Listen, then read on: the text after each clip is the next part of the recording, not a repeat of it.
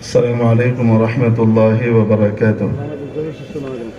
الحمد لله وكفى وسلام على عباده الذين اصطفى. أما بعد, সংগ্রামী সাথী ও বন্ধুরা, এখানে ভালো ভালো এবং চমৎকার আলোচনাকারী বড় বড় ব্যক্তিত্বরা বিদ্যমান রয়েছেন।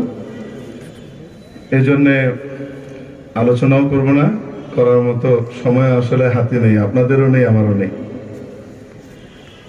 আজকে গৌরবান্বিত এবং অত্যন্ত সৌভাগ্যবান মনে করছি নিজেকে। আজকের এই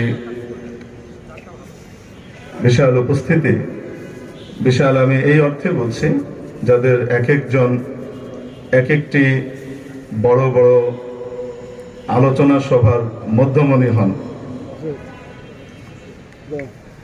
তাদের সামনে আলোচনা করছি। উপস্থিত রয়েছেন আমাদের হাজারাতে উলামায়ে ইকরাম, যারা কারাবন্দিত্ব বরণ করেছেন। হাজারাত উলামায়ে ইকরামের সাথে পাশাপাশি আরো অন্যান্যরাও যারা আপসহীনতার ক্ষেত্রে উজ্জ্বল নক্ষত্র হিসেবে গোটা বাংলার মধ্য গগনে উদ্ভাসিত হয়ে আছেন।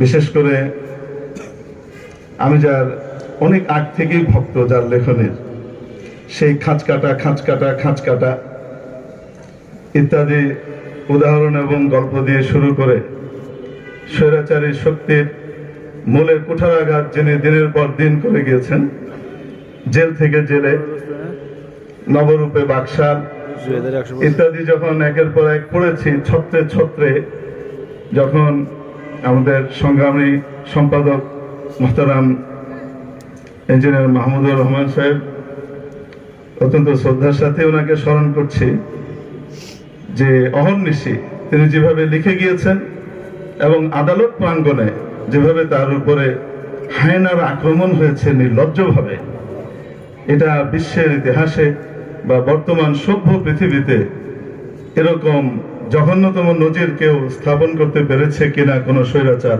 আমার জানা নেই। বিশেষ করে আদালত প্রাঙ্গণে দেশ ছাড়া করেছে, এক একজনকে এক এক ভাবে সাজা দিয়েছে। আপনারা জানেন, ইন্নাল্লাহা ইউমহিল ওয়া লা ইউহমিল, আল্লাহ ছাড় দেন কিন্তু আল্লাহ আসলে ছেড়ে দেন না। আল্লাহ পাক যে ছেড়ে দেন না, তার নজির একের পর এক আল্লাহ দেখাচ্ছেন। নিকটতম সময় আমরা যেটা দেখতে পেলাম সেটা হলো এই যে আমেরিকা যে সাম্রাজ্যবাদী